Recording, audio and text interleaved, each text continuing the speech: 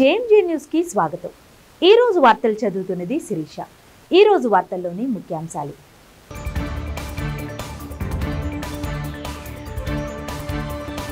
ఆంధ్రప్రదేశ్ మాజీ ముఖ్యమంత్రి దామోదరం సంజీవయ్య జీవితాన్ని నేటి యువత ఆదర్శంగా తీసుకోవాలన్న రాష్ట్ర సాంఘిక సంక్షేమ శాఖ మంత్రి డోలా బాలవీరాంజనేయ స్వామి।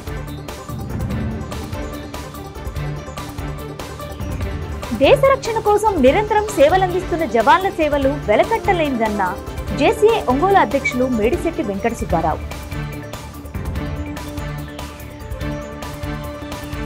ఒంగోలు నగరంలో కేంద్ర సహాయ ఉప్పు మరియు భారీ పరిశ్రమల శాఖ మంత్రి భూపతిరాజు శ్రీనివాస వర్మ పర్యటన। ఆంధ్రప్రదేశ్ మాజీ ముఖ్యమంత్రి దామోదరం సంజీవయ్య జీవితాన్ని నేటి యువత ఆదర్శంగా తీసుకోవాలని రాష్ట్ర సాంఘిక సంక్షేమ శాఖ మంత్రి డోలా బాలవీరాంజనేయ స్వామి అన్నారు।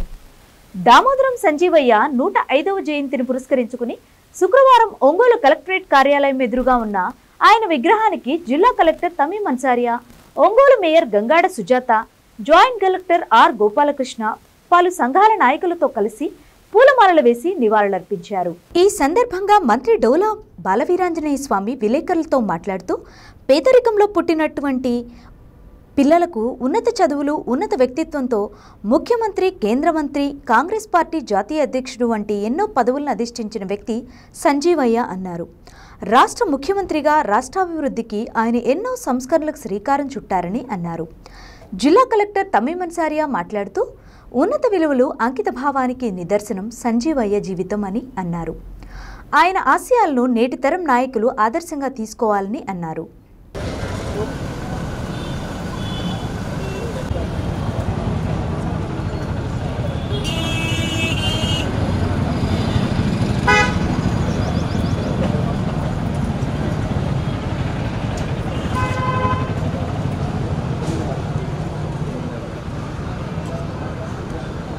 నలుగురు పడతారులే అందరూ అన్నకన్నాడు కుమారుడు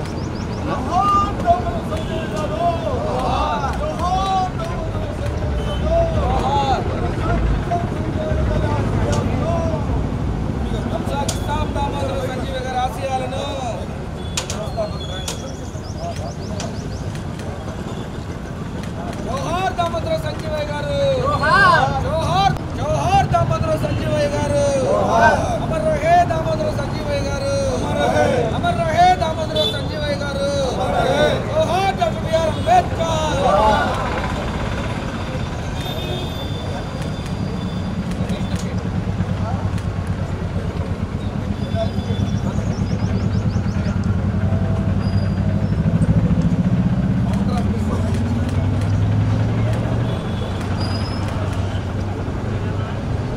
డీడీ గారు వాళ్ళందరినీ వాళ్ళ సార్ వాళ్ళు ముందు రమ్మని చెప్పు।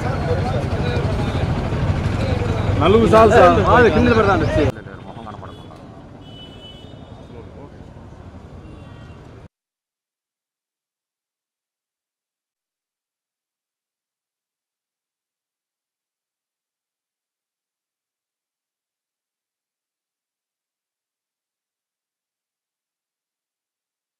ఆంధ్రప్రదేశ్ రాష్ట్ర మాజీ ముఖ్యమంత్రి వర్యులు స్వర్గీయ దామోదరం సంజీవయ్య గారి జయంతి సందర్భంగా వారి విగ్రహానికి నివాళులు అర్పించడం జరిగిందండి।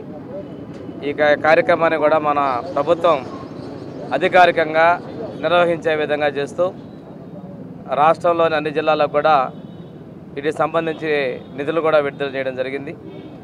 ఒకసారి ఆయన చరిత్ర చూసుకుంటే చిన్నతనంలో తండ్రిని కోల్పోవటం, కష్టపడుతూ విద్యను అభ్యసించడం, అటువంటి పరిస్థితుల్లో ఆయన ఆంధ్రప్రదేశ్ రాష్ట్రానికి చిన్న వయసులో 38 సంవత్సరాల వయసులోనే ఒక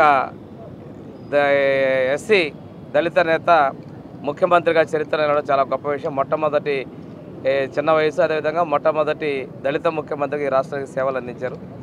వారి యొక్క కృషి, వారి యొక్క వ్యక్తిత్వం వలన వారు స్వాతంత్ర సమయంలో పాల్గొనటమే కాకుండా కేంద్ర రాష్ట్ర ప్రభుత్వాల్లో మంత్రులుగా చేయటం, అదేవిధంగా ఆనాటి ఉన్నటువంటి కాంగ్రెస్కి జాతీయ అధ్యక్షులుగా 2 పర్యాలు చేయటం వారి వ్యక్తిత్వానికి, వారి యొక్క సమయస్ఫూర్తికి, అదేవిధంగా సమాజ సేవకి, కలుపుగోలుతనానికి నిదర్శనం। అతను దేన్ని కూడా వారసత్వం కాకుండా స్వయం కృషితోటి తన యొక్క మేధా సంపత్తితోటి వారు ఆ ఉన్నత శిఖరాలు ఎదుర్కొన్నారు. కానీ దురదృష్టం ఏంటంటే ఆ రోజు 51 సంవత్సరాలు అంటే ఎక్కువ కావచ్చు, కానీ చిన్న వయసులోనే వారు దూరం అవడం జరిగింది. అది కూడా ప్రజాసేవలో ఉంటున్న సమయంలోనే వారు దూరం అవడం జరిగింది. ఇంకో విషయం తీసుకుంటే అంబేద్కర్ గారు కావచ్చు, పూలే గారు కావచ్చు, వాళ్ళందరూ కూడా జీవితాల్లో కష్టాలు అదేవిధంగా గొప్ప కీర్తిని చేరుకున్నారు.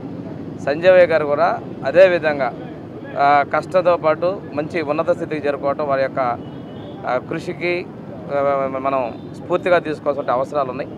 పాత రోజుల్లో నాకు గుర్తుండి పాత మున్సిపాలిటీకి దామోదరం సంజయ్ మున్సిపాలిటీ పేరుండేది అనుకుంటున్నాను ఒంగోలులో. అదే ఇప్పుడు కూడా దానికి పెట్టారా? అదే మార్కెట్కి ఉంది. అటువంటిది మనం స్ఫూర్తిగా కూడా తీసుకోవాల్సినటువంటి గుర్తు చేసుకుంటే ఉండటం, విగ్రహాలు ఉండటం, వీరేంటి వీళ్ళ చరిత్ర అనేది భావితరాలకు తెలిసే విధంగా వాటికి ఉండటం చాలా సంతోషదాయకం. వారందరినీ మనం వారి స్ఫూర్తిని ముందుకు పోవాలని చెప్పి కోరుకుంటూ సెలవు తీసుకున్నాను. అమరజీవి దామోదర సంజీవయ్య గారి జయంతి సందర్భంగా ఈ రోజు ఒంగోలు టౌన్లో ఉన్న దేశ రక్షణ కోసం నిరంతరం సేవలందిస్తున్న జవాన్ల సేవలు వెలకట్టలేనిదని జేసీఐ ఒంగోలు అధ్యక్షులు మేడిశెట్టి వెంకట సుబ్బారావు తెలిపారు. 2019 ఫిబ్రవరి 14న పుల్వామాలో అమరులైన జవాన్లకు దేశ ప్రజలంతా రుణపడి ఉంటారని అన్నారు. ఒంగోలులోని ఏకేవీకే కళాశాల పుల్వామాలో అమరులైన జవాన్ల సంస్కరణ కార్యక్రమాన్ని శుక్రవారం ఉదయం జేసీఐ ఆధ్వర్యంలో నిర్వహించడం జరిగింది. ఈ సందర్భంగా అమర జవాన్లకు ఘనంగా నివాళులర్పించారు. దేశ సరిహద్దుల్లో రాత్రి పగలు తేడా లేకుండా ఆహర్నిశలు దేశ రక్షణ కోసం కాపలా కాస్తూ ఉగ్రవాదుల చేతిలో హతమైన వీర జవాన్ల త్యాగం మరవలేనిదని అన్నారు. ముష్కరుల చేతిలో వీరమరణం పొందిన వీర జవాన్ల ఆశయ సాధన కోసం ప్రతి ఒక్కరూ కంకణం కట్టుకుని భరతమాత సేవలో తరించాలన్నారు. ఈ కార్యక్రమంలో JCI Ongole president Medisetti Subbarao, JAC chairman Sriramulu Reddy, treasurer Veerabrahmam, పూర్వాధ్యక్షులు Varun Kumar, doctor Ravikumar, AKVK degree college principal Venkateswar Reddy, junior college principal Venkatreddy, JCI సభ్యులు మాల్యాద్రి, శివకోట్ రెడ్డి, శివారెడ్డి, భాషా, శ్రీకాంత్, బాలసుబ్రహ్మణ్యం, ఏకేవీకే కాలేజీ సిబ్బంది మరియు విద్యార్థులు పాల్గొన్నారు.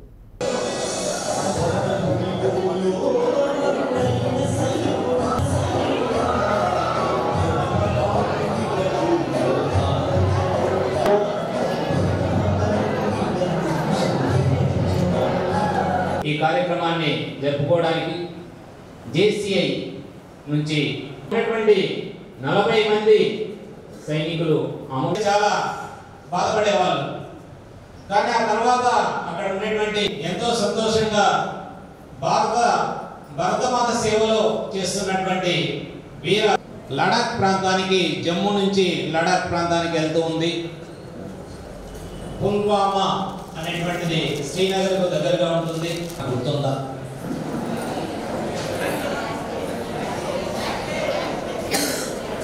ఉన్నటువంటి మా యొక్క ఎక్సార్ ఉన్నారు.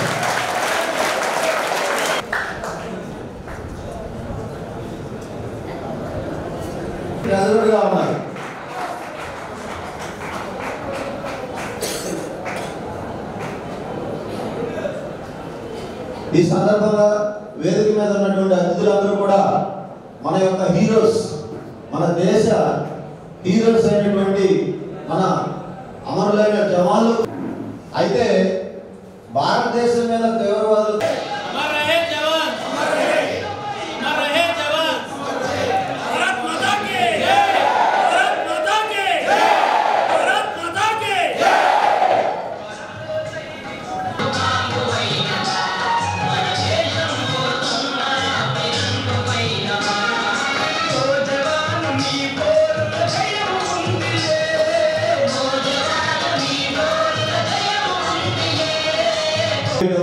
క్రికెట్ మ్యాచ్ ఆపేయడమే భారతీయుల పని అని భావించేవారు.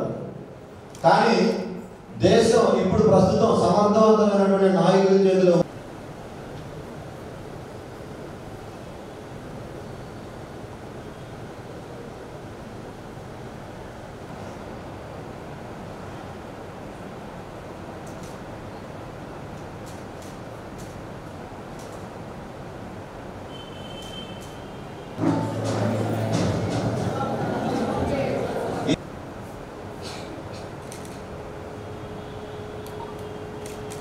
Thank you very much. Bharat మాతాకి భారత్ మాతాకి భారత్.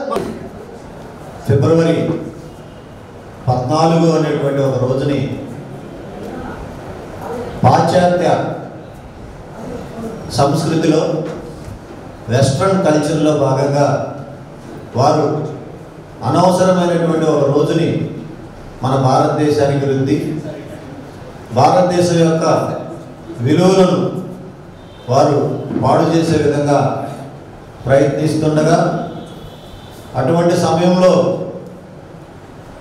ఏదైతే శీతాకాలంలో సైన్యం సాధారణంగా శీతాకాలం సెలవులు తీసుకొని తర్వాత వేసవి వచ్చినప్పుడు అతి శీతలమైన ప్రాంతాలకి వెళ్ళేటువంటి సాంప్రదాయం మనకు ఉంది, కాల్పుల విరమణ పాటించి.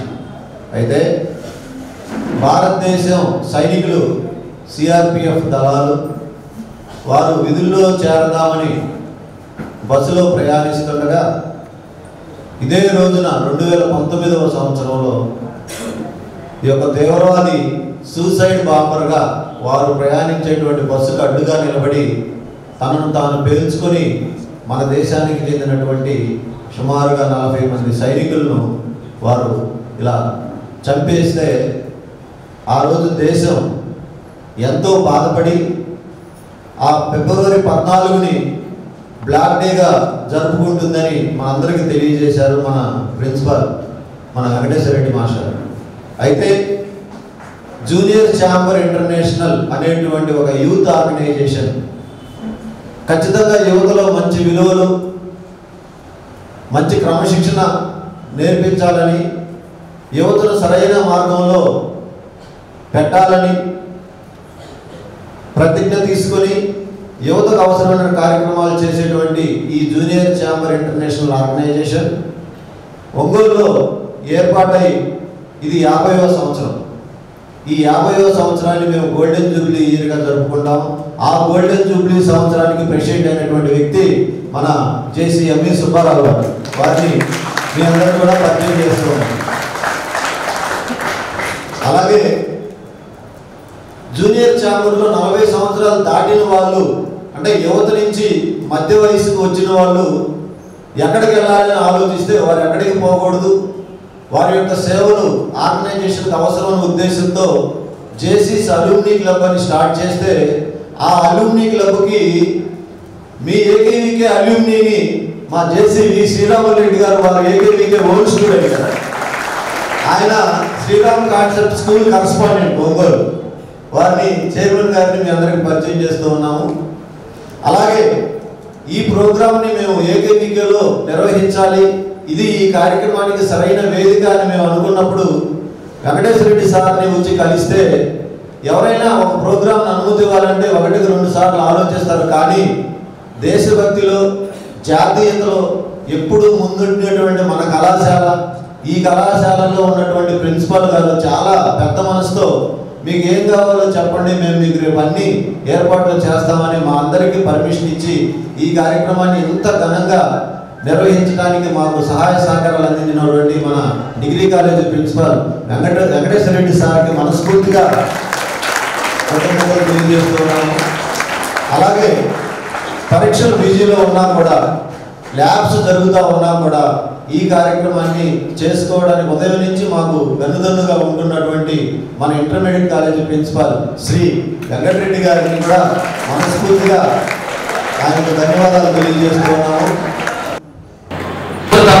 నేను 17 సంవత్సరాల 5 నెలలకు ఆర్మీలో జాయిన్ అయ్యాను. నేను డిగ్రీ ఫస్ట్ ఇయర్ శ్రీ హర్షిరెడ్డి గారు చదువుతా ఫస్ట్ ఇయర్ ఎగ్జామ్స్ రాసి 17 సంవత్సరాల 5 నెలలకు నేను ఆర్మీలో వెళ్ళాను.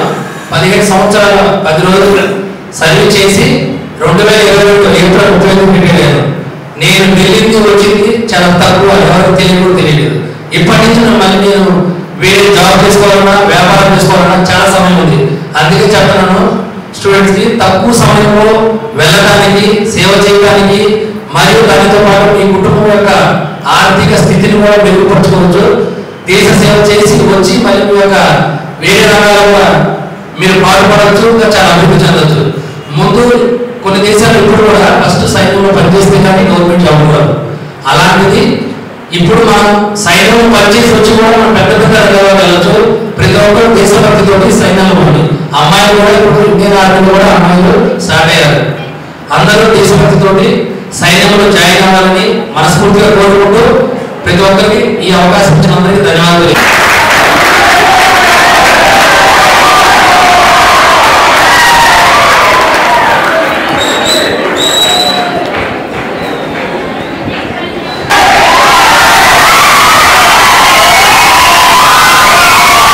ప్రకాశం జిల్లా యాదవ్ ప్రొటెక్షన్ ఫౌండేషన్ ఆధ్వర్యంలో ఒంగోలు కార్పొరేషన్ పరిధిలో భక్తి శ్రద్ధలతో యాదవరాజుల ఆరాధ్య దైవమైన శ్రీ శ్రీ శ్రీ కాటమరాజు స్వామి విగ్రహం ఒంగోలు కార్పొరేషన్ పరిధిలో మొట్టమొదటిసారిగా ఏర్పాటు చేసుకోవడం జరిగింది.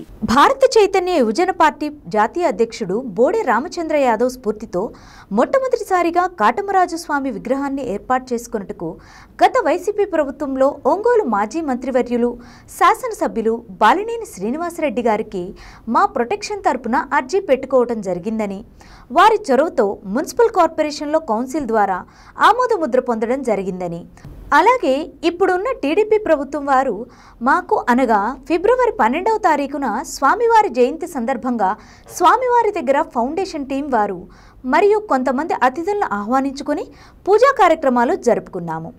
ఈ కార్యక్రమానికి ముఖ్య అతిథులుగా 15వ డివిజన్ కార్పొరేషన్ చింతపల్లి గోపీచంద్, వేల్పుల శ్రీనివాస యాదవ్, కాటా రాధాకృష్ణ, గోకుల యాదవ్ సంఘ అధ్యక్షులు లగ్గాల వెంకట్రావు యాదవ్, కుత్బుల్లాపూర్ హైదరాబాద్, దూళ్ల అప్పారావు యాదవ్ను ఆహ్వానించడం జరిగింది. కమిటీ తరపున ఆహ్వానించిన వారిలో మల్లెబోయిన రాజు యాదవ్, లగ్గాల కోటేశ్వరరావు యాదవ్, పోకమేడల రామారావు యాదవ్, చల్లా శ్రీనివాస్ యాదవ్, కొల్లిబోయిన ఆంజనేయులు యాదవ్, కటారి సుధాకర్ యాదవ్, నాగం చంటి యాదవ్ తదితరులు పాల్గొని జయప్రదం చేయడం జరిగింది.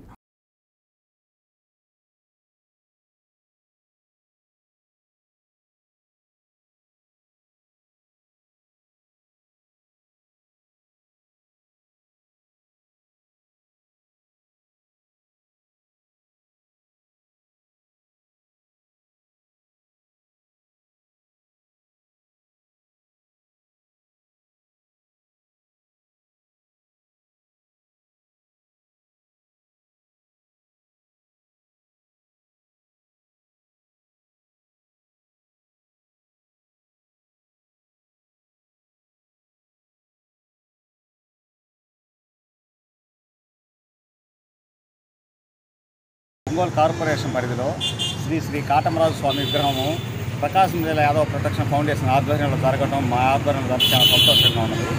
అలాగే రాజ్యాల కోసం లేదా ఇంకో దానికోసం యుద్ధాలు చేసిన రాజులు ఉన్నారే కానీ పశువులైన మోగ జీవాలైన పశు పోషణ కోసం యుద్ధం చేసిన ఏకైక వీరాది వీరుడు కాటమరాజు స్వామి. అలాంటి కాటమరాజు స్వామి విగ్రహం మా ప్రొటెక్షన్ ద్వారా మనందరి ద్వారా జరగడం చాలా అదృష్టము. ఇది ఎంతో పుణ్యం చేసుకుంటేనే ఈ అదృష్టం దక్కుతుంది. ఈ అరుదైన అదృష్టం మాకు వచ్చినందుకు చాలా సంతోషం. జై కాటమరాజు, జై జై కాటమరాజు. దూళ్ల అప్పారావు యాదవ్, నేను స్కూల్ డిఆర్ఎం స్కూల్ విద్యా కమిటీ చైర్మన్ని. దాంట్లో ఈరోజు కాటమరాజు జయంతి ఉత్సవాల సందర్భంగా యాదవ్ ప్రొడక్షన్ కమిటీ ఆధ్వర్యంలో ఫౌండేషన్ ఆధ్వర్యంలో ఈరోజు జయంతి కార్యక్రమాలు జరుగుతూ ఉన్నాయి. ఈ జయంతి కార్యక్రమాలకి ముఖ్య అతిథిగా మన రాజు యాదవ్ కార్యక్రమాలు చేస్తూ ఉన్నాడు. ఆ రోజుల్లో రాజులు, కాటమరాజు అనే ఆ రాజు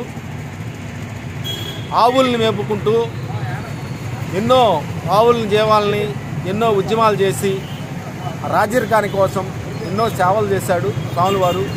యాదవులకి ఆత్మబంధువు కాటమరాజు అంటే. ఈ కాటమరాజు విగ్రహం ఒంగోలు నడిబొడ్డులో మన రాజు యాదవ్ ఆధ్వర్యంలో జరగడం సంతోషకరం. ముందు విగ్రహం పెట్టి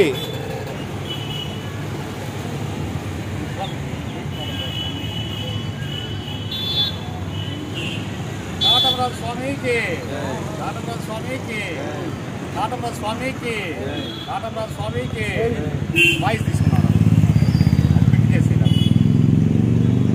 రాజకీయాలలో విలువలు విశ్వసనీయతకు మారుపేరైన ఉమ్మడి ఆంధ్రప్రదేశ్ మాజీ ముఖ్యమంత్రి స్వర్గీయ డాక్టర్ దామోదరం సంజీవయ్య ఆంధ్రప్రదేశ్లో పుట్టడం మనందరికీ గర్వకారణమని మాల కార్పొరేషన్ చైర్మన్ పెదపూడి విజయ్ అన్నారు. స్వర్గీయ డాక్టర్ దామోదరం సంజీవయ్య 105వ జయంతి సభ సందర్భంగా ఒంగోలు ఎన్టీఆర్ కళాక్షేత్రంలో సంజీవయ్య విగ్రహ కమిటీ వ్యవస్థాపకులు యూదాల అరుణ్ కుమార్ ఆధ్వర్యంలో పేదలకు దుప్పట్ల పంపిణీ కార్యక్రమాన్ని చేపట్టారు. ఈ సందర్భంగా పలువురు వక్తలు డాక్టర్ దామోదరం సంజీవయ్య త్యాగాలను కొనియాడారు.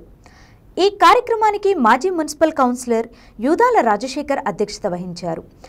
ఈ కార్యక్రమంలో తెలుగుదేశం పార్టీ మాజీ ప్రధాన కార్యదర్శి doctor Gurrala Rajvimal, Chimakurthi ZPTC Vema Srinivasarao, SC corporation ED Arjun Nayak, విశ్రాంత డిప్యూటీ కలెక్టర్ పేరయ్య, ప్రజాగాయకుడు నూకతోటి శరత్బాబు తదితరులు పాల్గొన్నారు. ఈ సందర్భంగా డాక్టర్ దామోదరం సంజీవయ్య జన్మదినాన్ని పురస్కరించుకుని కేక్ను కట్ చేశారు. అనంతరం పేదలకు దుప్పట్లను పంపిణీ చేశారు.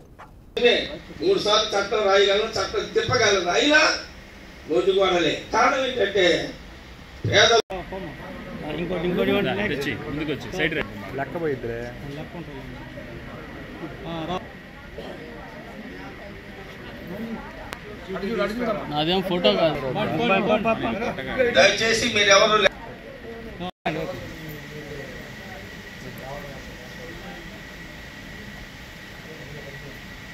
కట్ చేస్తా.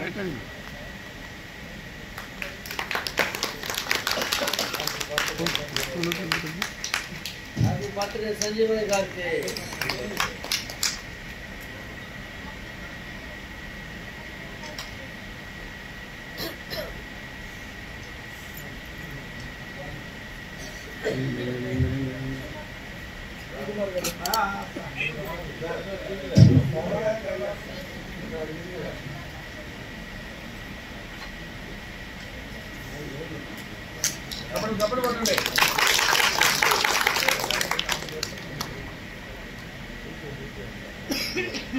మాజీ కార్పొరేటర్ పెద్దలు శ్రీ రాజశేఖర్ గారు, అలాగే వేదిక మీద ఉన్నటువంటి పెద్దలు రిటైర్ ఆర్టీఓ గారు, అలాగే సోదరులు శ్రీ రాజ్విమల్ గారు, అలాగే SC corporation ED Arjun Nayak గారు, ఈ కార్యక్రమం జరగడానికి ముఖ్య కారకులు పెద్దలు. ఇందాక వారు అక్కడ మంత్రి గారితో వాదిస్తుంటే చాలా ఆశ్చర్యం వేస్తుంది. బహుశా 70 సంవత్సరాలు వయసు ఉండుండొచ్చు దగ్గరగా. ఎందుకంత ఆపేక్ష, ఎందుకు దామోదరం సంజీవ్ గారి గురించి ఎందుకు చేయాలనుకుంటున్నారు, అంత ఎందుకు పట్టుబడుతున్నాడు, ఏమవుతుంది ఆయనకి? నిజంగా అలాంటి ఇంట్రెస్ట్ నేటి తరం యువతలో రావాలి. యువతలో రావాలంటే దామోదరం సంజీవయ్య గారి గురించి తెలుసుకోవాలి. వారి గురించి తెలియకనే ఈరోజు చాలామందికి దామోదరం సంజీవయ్య గారి గురించి వారు చేసినటువంటి పనులు, వారి జీవిత చరిత్ర తెలియకపోవడం వల్ల మనం ఇంకా పూర్తిగా వారి గురించి తెలుసుకోలేకపోతా ఉన్నాం. శ్రీ దామోదరం సంజీవయ్య ఒక గొప్ప వ్యక్తి. దేశభక్తి, అంకితభావం మరియు సేవాస్ఫూర్తి ద్వారా ఆయన జన్మ సంబంధిత అవరోధాలను అధిగమించి ఆంధ్రప్రదేశ్ ముఖ్యమంత్రిగా, కేంద్ర కేబినెట్ సభ్యుడిగా మరియు కాంగ్రెస్ అధ్యక్షుడు వంటి అత్యున్నత స్థాయిలో చేరుకున్నారు. ఆయన స్పష్టమైన అఖండత, సిద్ధాంతాల పట్ల నిలకడ, వాగ్దానం ప్రజలను ఆకర్షించాయి. దేశానికి ఇంకా ఎంతో సేవ చేయాల్సిన సమయంలో ఆయన యుక్త వయసులోనే పరమపదించిపోయారు. నూతన తరానికి ఆయన జీవితం ఒక గొప్ప ప్రేరణగా నిలుస్తుందని నేను దృఢంగా నమ్ముతున్నాను. ఇవి నేను చెప్పిన మాటలు కాదు. నాటి ప్రధాని కీర్తిశేషులు శ్రీ రాజీవ్ గాంధీ గారు సంజీవ్ గారు చనిపోయిన తర్వాత వారి గురించి చెప్పిన మాటలు. 2021 డిసెంబర్లో నాకు మా పార్టీ ఆఫీస్ నుంచి ఒక ఫోన్ కాల్ వచ్చింది. మా పార్టీ ఉన్నత స్థాయిలో ఉన్న నాయకులు ఒక ఆయన ఫోన్ చేసి, నువ్వు అర్జెంటుగా సంజీవయ్య గారి గురించి స్టడీ చేయి. మన ప్రెసిడెంట్ గారు గౌరవనీయులు శ్రీ పవన్ కళ్యాణ్ గారు సంజీవయ్య గారి గురించి ఒక కార్యక్రమాన్ని టేకప్ చేయబోతున్నారు. దానికి సంబంధించి మెటీరియల్ కలెక్ట్ చేసుకొని ఇన్ఫర్మేషన్ గ్యాదర్ చేసుకోమని చెప్పారు. ఇమీడియట్గా మనకి దగ్గరలోనే ఉంటుంది కాబట్టి వేటపాలెం లైబ్రరీలో ఆనాటి నుంచి కూడా న్యూస్ పేపర్స్ ఉంటాయి కాబట్టి వెళ్ళి చూస్తే 1960 జనవరి 11వ తేదీ ఆ పేపర్ చూసినప్పుడు మెయిన్ పేజ్లో ఆంధ్రప్రదేశ్ ముఖ్యమంత్రిగా శ్రీ దామోదరం సంజీవయ్య ప్రమాణ స్వీకారం. నిజంగా ఆ హెడ్డింగ్ చూడగానే కళ్ళు చెమర్చినట్టయింది. ఈరోజు ఒక రాజకీయ పార్టీలో ఒక చిన్న రాజకీయ పదవి పొందడానికి ఎంత ఇబ్బంది పడతా ఉన్నాం, ఇన్ని కష్టాలు పడతా ఉన్నాం. ఎలాంటి ఇబ్బందులు ఉంటాయో అన్న రాజీవ్ అన్నకి తెలుసు, ఇంతకుముందే వెళ్ళిన మన వేమా శ్రీనివాసరావు గారికి తెలుసు, పెద్దలందరికీ కూడా తెలుసు. ఈరోజు ఎలాంటి పరిస్థితులు ఉంటే అప్పుడు 60లో రాష్ట్ర ముఖ్యమంత్రి కావడం అంటే ఆషామాషిన? ఎంత గొప్ప దేశభక్తి ఉండాలి, ఎంత గొప్ప రాజకీయ చాగనిక్యం ఉండాలి, రాజకీయ చతురతలు ఉండాలి, ఎంత గొప్ప సేవాభావం కలిగి ఉండాలి. కొంతమంది వ్యాఖ్యానిస్తూ ఉండొచ్చు, దామోదర సంజయ్ దళితుడు కాబట్టి, ఆ రోజు ఒక దళితుడు అవసరం కాబట్టి వారిని ముఖ్యమంత్రిగా చేశారని చెప్పి మన వాళ్ళు అంటూ ఉండొచ్చు. కానీ అది వాస్తవం కాదు. 1960 నుంచి 62 సంవత్సరం వరకు 2 ఏళ్ల పాటు మాత్రమే పెద్దలు గౌరవనీయులు కీర్తిశేషులు శ్రీ దామోదరం సంజయ్ గారు ముఖ్యమంత్రిగా పనిచేశారు. 2 ఏళ్లకే తట్టుకోలేకపోయారు ఆ రోజు ఉన్నటువంటి అగ్రకుల నాయకులు. వారు తీసుకొచ్చినటువంటి సంస్కరణలు, కమ్యూనల్ జీవో పేరుతోటి ఈరోజు ఎస్సీ ఎస్టీలు ఏవైతే ఉద్యోగాల్లో మరియు పదోన్నతుల్లో రిజర్వేషన్ అనుభవిస్తూ ఉన్నారో అది ఆ రోజు వారు ముఖ్యమంత్రిగా ఉన్న దినాల్లో కమ్యూనల్ జీవో పేరు మీద తీసుకొచ్చిన దాని ఫలితమే వారు ఈరోజు మనం అనుభవిస్తా ఉన్నాం. తర్వాత వృద్ధాప్య పింఛను, దేశంలోనే మొట్టమొదటిసారి వృద్ధాప్య పింఛను మొదలుపెట్టినటువంటి ఘనత దామోదరం సంజయ్ గారు. ఈరోజు ఒక నీటిపారుదల ప్రాజెక్టు కడితే వారిని అపర భగీరథులుగా పొగిడేటువంటి ప్రస్తుత రాజకీయ పరిస్థితుల్లో 1960-62 మధ్య కాలంలో వంశధార, సోమశిల లాంటి ప్రాజెక్టులకి శంకుస్థాపన చేసినటువంటి ఘనత గౌరవనీయ శ్రీ దామోదరం సంజయ్ గారు. మరి శ్రీ దామోదరం సంజయ్ గారు ఎందుకు అపర భగీరథులు కాలేకపోయారో మరి ఆ రోజు ఉన్నటువంటి బహుశా ఆనాడు ఉన్నటువంటి రాజకీయ సామాజిక పరిస్థితులు కారణమై ఉండొచ్చు. సో ఈ చరిత్ర అంతా మనం తెలుసుకోవాలి. దామోదరం సంజయ్ గారిని మనం స్మరించుకుంటున్నామంటే అత్యంత ఘనమైన రాజకీయ చరిత్రలోకి ఒకసారి తొంగి చూడండి. మన చరిత్రను ఒకసారి మన చేతులతోటి స్పృశించుకోవడమే దామోదరం సంజయ్ గారి గురించి మాట్లాడారు. ఎంత గొప్ప చరిత్ర, ఎందుకు మరుగున పడిపోయింది, ఎందుకు చెప్పలేదు, ఎవరు చెప్పాలి? మనమే కదా చెప్పాలి, భవిష్యత్ తరాలకి మనమే కదా చెప్పాలి. 2026లో మనం జరుపుకోబోయే ఒంగోలులో మనం జరుపుకోబోయే దామోదరం సంజయ్ గారి జయంతి కార్యక్రమం ఇలా ఉండకూడదు, మరింత వైభవపేతంగా ఉండాలి. ఇక్కడున్న పెద్దలందరికీ, యువకులందరికీ కూడా నేను తెలియజేస్తాను, అందరం కలిసి చేస్తాం. మన బాధ్యత, మన చరిత్రని గుప్పెట్లో పెట్టుకొని భవిష్యత్ తరాలకు అందించాల్సినటువంటి బాధ్యత మన మీద. ఎందుకు ఓన్లీ అరుణ్ కుమార్ గారు మాత్రమే బాధ్యత తీసుకోవాలి? ఎందుకు ఓన్లీ కొంతమంది మాత్రమే బాధ్యత తీసుకోవాలి? మనందరి బాధ్యత కాదా? ఆ రోజు దామోదరం సంజయ్ గారు కష్టపడబట్టే కదా ఈరోజు రిజర్వేషన్ అనుభవిస్తా ఉన్నాం. కమ్యూనల్ జీవో రాకుంటే ఈరోజు ఉద్యోగస్తుల పరిస్థితి ఏంది? వృద్ధాప్య పింఛను లేకపోతే పరిస్థితి ఏంది? ఆ రోజే అన్ని గొప్ప సంస్కరణలు తీసుకొచ్చినటువంటి ఘనత వారి. ఈరోజు ఆంధ్రప్రదేశ్ ఇండస్ట్రియల్ డెవలప్మెంట్ కార్పొరేషన్ ఒకటి ఉంది. 1960లోనే రాష్ట్రానికి, రాష్ట్ర ఖజానా బాగుండాలంటే, ప్రజలు అభివృద్ధి చెందాలంటే పారిశ్రామిక అభివృద్ధి అవసరం అని చెప్పి ఏపీఐడిసిని స్థాపించింది కూడా శ్రీ దామోదరం సంజయ్ గారు. రాష్ట్రంలో ప్రభుత్వాధికారుల్లో, రాజకీయ నేతల్లో అవినీతి పెరిగిపోతా ఉంది. అవినీతి పెరగడం వల్ల ప్రజాభివృద్ధి కుంటుపడుతుందన్న ఉద్దేశంతో యాంటీ కరప్షన్ బ్యూరో అంటే అవినీతి నిరోధక సంస్థను ఏర్పాటు చేసింది కూడా దామోదరం సంజయ్ గారు 1961లో.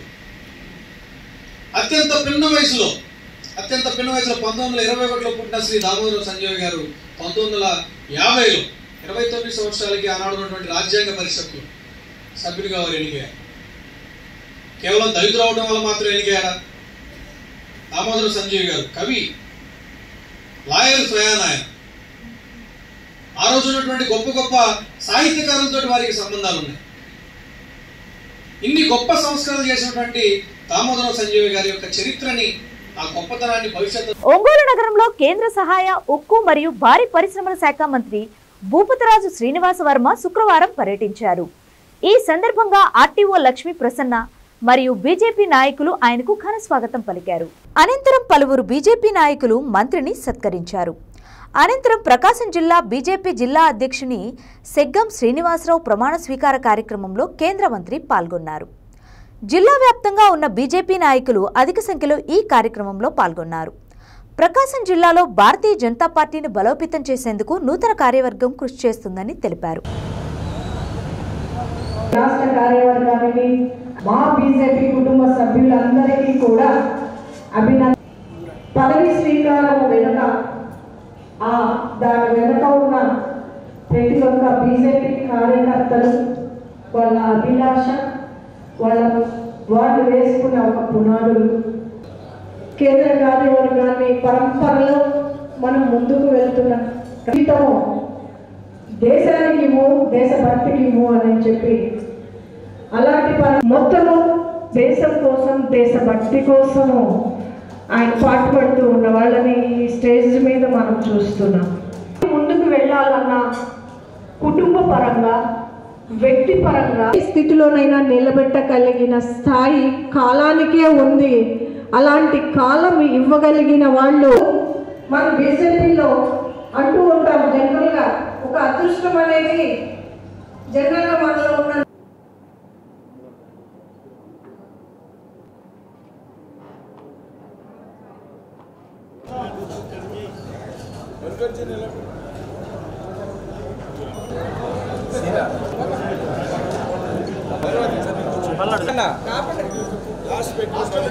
షీల్డ్ తెస్తే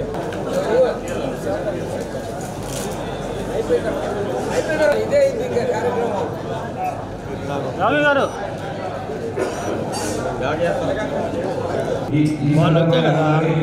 వెనకేసుకోండి.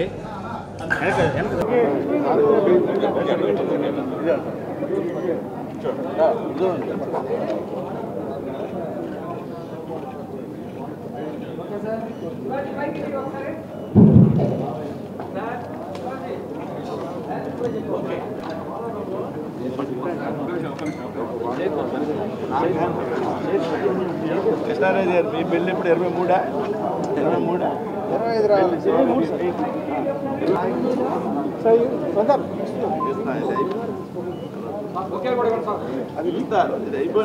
అది కాదు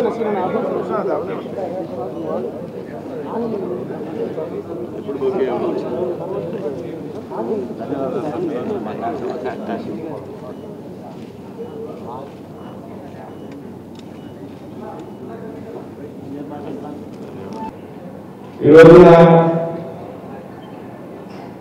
భారతీయ జనతా పార్టీ దేశవ్యాప్తంగా సంస్థాగతమైనటువంటి ఎన్నికల్ని జరుపుకుంటాం.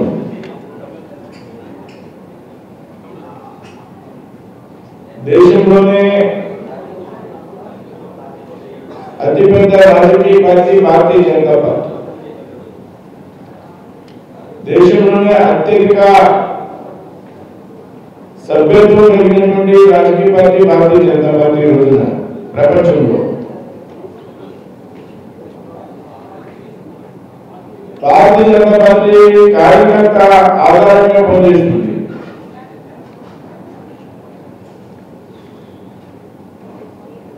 ఆ విధంగా సంస్థాగత నిర్మాణం చేసుకుని కింది స్థాయి నుంచి పై స్థాయి వరకు కూడా పనిచేసేటువంటి పార్టీ భారతీయ జనతా పార్టీ. ఆంధ్రప్రదేశ్ లో కూడా అన్ని బూత్ కమిటీలను ఏర్పాటు చేసుకుని మండల కమిటీలను పూర్తి చేసుకుని జిల్లా ఎన్నికలను కూడా పూర్తి చేసుకోవడం జరిగింది. అందులో భాగంగా ఈ జిల్లాలో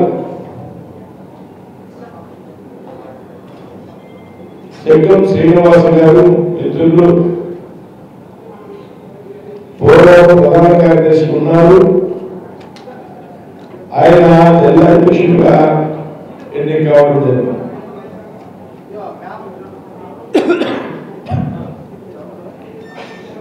రాబోయేటువంటి రోజుల్లో 3 సంవత్సరాల కాలం శ్రీనివాస్ గారి నాయకత్వంలో ఈ జిల్లాలో పార్టీ పనిచేస్తుందనేటువంటి విషయాన్ని సందర్భంగా చెబుతాం.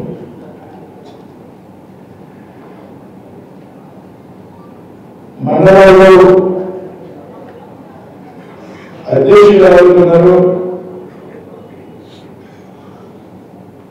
వారందరి సహకారంతో ఈ జిల్లాలో భారతీయ జనతా పార్టీ మళ్ళీ శక్తిగా రాబోయేటువంటి రోజుల్లో తయారు చేస్తామనేటువంటి ఒక ఆశాభావాన్ని వ్యక్తం చేస్తున్నాం. ఒక భారతీయ జనతా పార్టీలో మాత్రమే ఒక సామాన్య కార్యకర్తకు దేశ ప్రధాన ఎన్నికలకు అవకాశం ఉందనేటువంటి సంగతి సందర్భంగా మనందరూ కూడా గమనించాలి. ఇవాళ ఉన్నటువంటి ప్రధానిగా గతంలో ఉన్నటువంటి ప్రధానిగా వాజ్పేయి కులంతో నిమిత్తం లేకుండా రాజకీయ వారసత్వంతో నిమిత్తం లేకుండా డబ్బుతో నిమిత్తం లేకుండా ఎవరైతే కార్యకర్తలు పార్టీ కోసం నిరంతరం కష్టపడి శ్రమ కూర్చి పనిచేస్తారో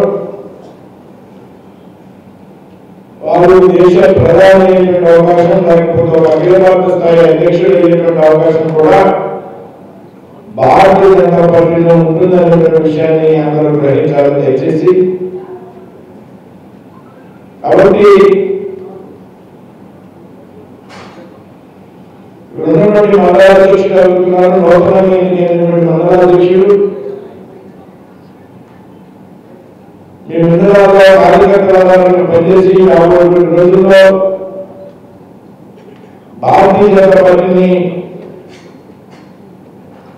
ఒక బలమైనటువంటి శక్తిగా ఈ జిల్లాలో తీర్చిదిద్దాలనేటువంటి ఒక ఆశాభావాన్ని వ్యక్తం చేస్తున్నాను. మీరు పనిచేసేటువంటి క్రమంలో పార్టీ అభివృద్ధి కోసం రాష్ట్ర పార్టీ సహకారం ఎప్పుడు ఉంటుంది. రాష్ట్ర అధ్యక్షుడు కానీ అలాగే సంస్థాగత ప్రధాన కార్యదర్శిగా ఉన్నటువంటి వైద్యశ్రీ గారు కానీ అదేవిధంగా కేంద్ర మంత్రి ఉన్నటువంటి నేను కూడా ఎల్లప్పుడూ కూడా ఈ జిల్లా భారతీయ జనతా పార్టీకి నా సహకారం ఎప్పుడు ఉంటుందనేటువంటి ఆలోచన నేను ముందుంచుతూ ఉన్నా. ఇందాక చెప్పిన సామాన్య కార్యకర్త దేశ ప్రధాని కాగలరు భారతీయ జనతా పార్టీలోని. అదేవిధంగా నేను కేంద్ర మంత్రి ఉన్నటువంటి నేను ఒక అత్యంత సామాన్య కార్యకర్తని భారతీయ జనతా పార్టీలో 1991లో భారతీయ జనతా పార్టీలో చేరి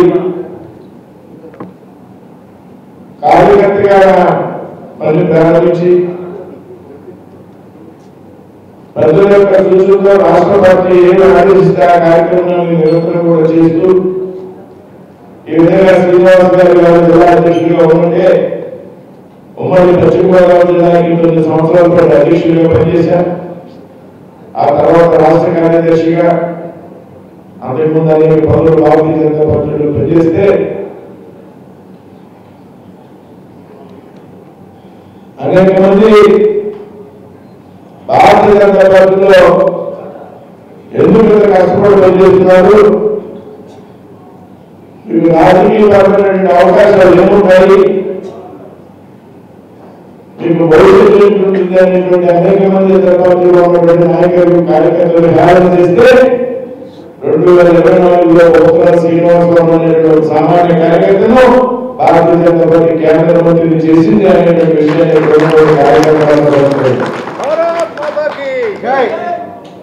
ఇది ఒక ఉదాహరణగా మాత్రమే చెప్తా ఉన్నాం. అందుకే రాష్ట్రంలో దేవాదాయ శాఖ మంత్రిగా నా మిత్రులు మా జిల్లాకు చెందినటువంటి వ్యక్తి పైకొండ మాణిక్యాలు ఈ విధంగా పనిచేసేటువంటి కార్యకర్తలకు భారతీయ జనతా పార్టీలో ఎప్పుడు అవకాశాలు ఉంటాయి. కాబట్టి ఆ విధంగా ఆ కార్యకర్తలందరూ రాబోయే రోజుల్లో పనిచేయాలనే సందర్భంగా కోరుకుంటున్నాం.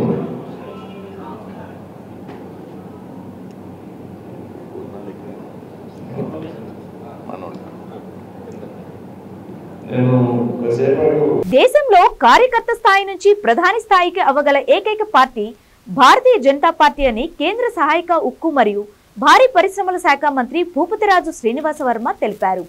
శుక్రవారం మధ్యాహ్నం ఒంగోలులో మీడియాతో ఆయన మాట్లాడారు. సంస్థాగతంగా భారతీయ జనతా పార్టీని ఆంధ్రప్రదేశ్లో బలోపేతం చేసేందుకు కృషి చేస్తున్నామని తెలిపారు.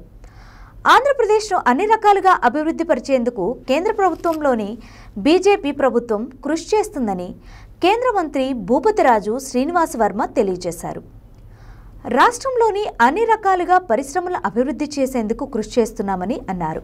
విశాఖ ఉక్కును సహకారం అందించేందుకు పూర్తి స్థాయిలో నిధులు విడుదల చేయడం జరుగుతుందని అన్నారు. అధికారంలో వచ్చినటువంటి 7 నెలల కాలంలోనే దాదాపు 3 లక్షల కోట్ల రూపాయల నిధులను ఆంధ్రప్రదేశ్ రాష్ట్రానికి కేంద్ర ప్రభుత్వం కేటాయించడం జరిగింది.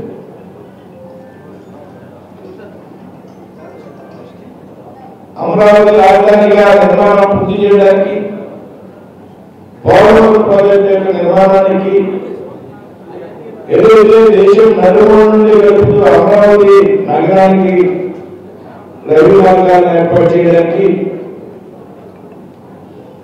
విశాఖపట్నంలో రైల్వే డివిజన్ ఏర్పాటు చేయడం, అదేవిధంగా రామాయపట్నంలో దాదాపు 70,000 కోట్లతో బీపీసీఎల్ రిఫైనరీని ఏర్పాటు చేయడం, జనవరి 2వ తారీఖున ప్రధానమంత్రి విశాఖపట్నంలో దాదాపు 2 లక్షల కోట్ల రూపాయలకు శంకుస్థాపన చేయడం జరిగింది. కొన్నాటికి ప్రారంభోత్సవం చేయడం జరిగింది.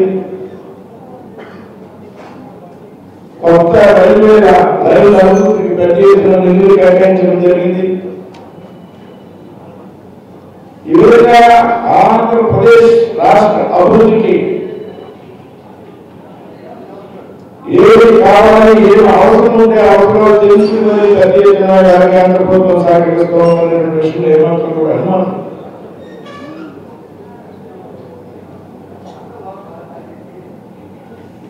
గతంలో కూడా పెద్ద ఎత్తున సహకరించింది. 14 నుంచి 18 వరకు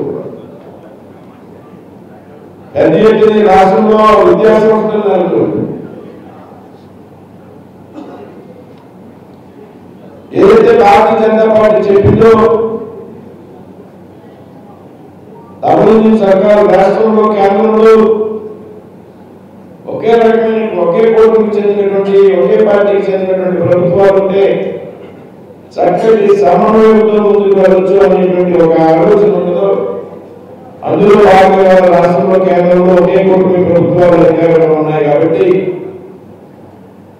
సమన్వయం బాగుంది. కాబట్టి రాబోయే రోజుల్లో మరిన్ని కార్యక్రమాలు రాష్ట్రంలో చేయడానికి కేంద్ర ప్రభుత్వం సిద్ధంగా ఉంటుందనేటువంటి విషయాన్ని సందర్భంగా తెలియజేస్తుంది.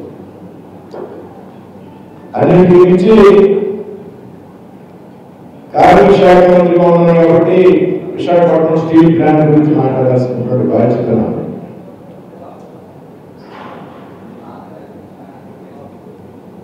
విశాఖపట్నం స్టీల్ ప్లాంట్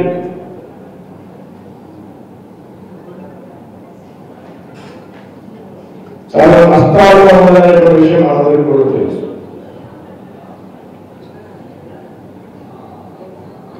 అది దేశంలోనే ఒక అద్భుతమైనటువంటి స్టీల్ ప్లాంట్.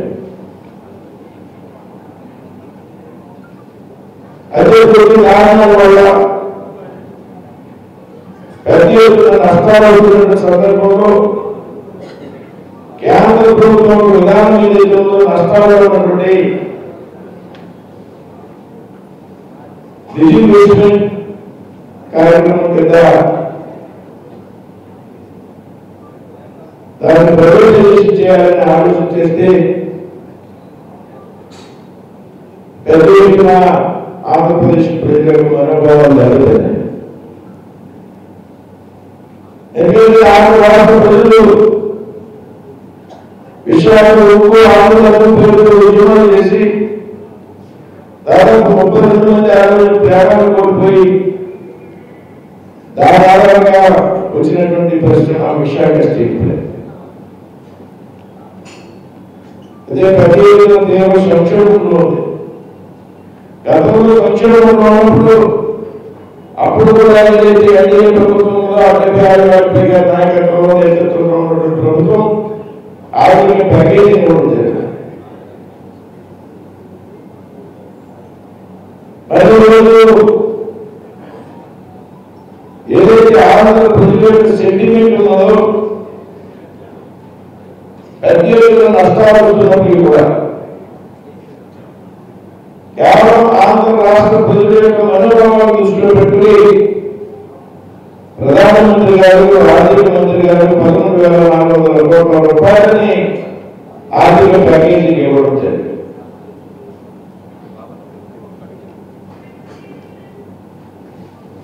13,400 కోట్ల రూపాయల ఆర్థిక ప్యాకేజీ ఇవ్వడమే కాకుండా భవిష్యత్తులో దీన్ని ఏ విధంగా అభివృద్ధి పనులు నడిపించేదానికి చర్యలు తీసుకోవాలనేటువంటి కార్యక్రమం మీద ఒక ఆలోచన చేయడం జరిగింది.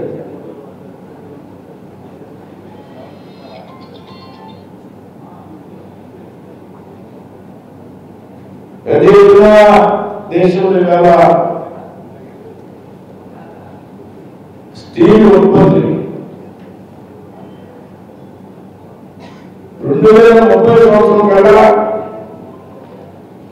భారతదేశంలో స్టీల్ ఉత్పత్తిని 300 మిలియన్ టన్నులు చేరుకునే విధంగా పెంచాలి అని ఇవాళ ప్రధానమంత్రి నరేంద్ర మోడీ గారి ఉద్దేశం. స్టీల్ ఉత్పత్తిలో భారతదేశాన్ని ప్రొడక్షన్ ఉత్పత్తులు బాగా పెంచాలనేటువంటి ఒక పట్టుదల నరేంద్ర మోడీ గారిలో ఉంది. అది స్టీల్ ప్లాంట్ ప్యాకేజ్ ఇచ్చి ఏదైతే అక్కడ ఉన్నటువంటి కార్మికులు వారి కుటుంబాల యొక్క ప్రయోజనాలు బాగా కలగకూడదు అనేటువంటి ఆలోచన చేసినట్టు పార్టీ భారతీయ జనతా పార్టీ అని రాష్ట్ర ముఖ్యమంత్రిగా ఉన్నటువంటి చంద్రబాబు నాయుడు గారు ఢిల్లీ వచ్చినటువంటి సందర్భంలో అదేవిధంగా లోకేష్ గారు మరి కేంద్ర స్టీల్ మంత్రి ఉన్నటువంటి పెద్దలు కుమారస్వామి గారి యొక్క చొరవ, నిర్మలా సీతారామన్ గారి యొక్క సహకారం, ఇదంతా ఈ కృషి కారణంగా ఇవాళ విశాఖ స్టీల్ ప్లాంట్ ప్రత్యేకమైనటువంటి ప్యాకేజ్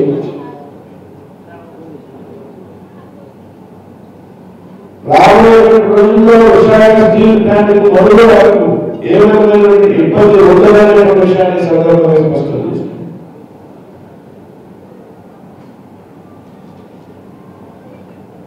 అయితే కొంతమంది రాజకీయ కారణాల కోసం మాట్లాడుకోవాలి. 30,000 కోట్ల ఉంటే 11,400 కోట్లు ప్యాకేజ్ ఇస్తే ఏ విధంగా ప్రస్తుతం ముందుకు వెళ్తుందనేటువంటి బాధ్యతారహితమైనటువంటి ప్రకటన చేస్తున్నారు. విశాఖ స్టీల్ ప్లాంట్ లో 3 బ్లాస్ట్ ఫర్నేసెస్ ఉంటే 3 బ్లాస్ట్ ఫర్నేస్ ఉంటే కేవలం 1 మాత్రమే పనిచేస్తా ఉంది.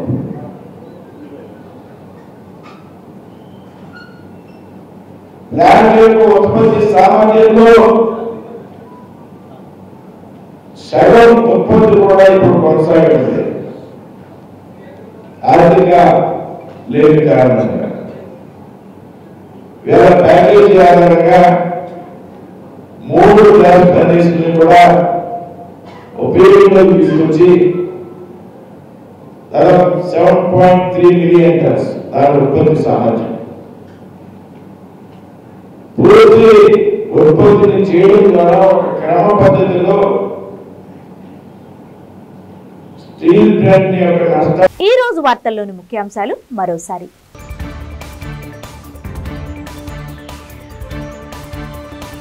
ఆంధ్రప్రదేశ్ మాజీ ముఖ్యమంత్రి దామోదరం సంజీవయ్య జీవితాన్ని నేటి యువత ఆదర్శంగా తీసుకోవాలన్న రాష్ట్ర సాంఘిక సంక్షేమ శాఖ మంత్రి డోలా బాలవీరాంజనేయ స్వామి.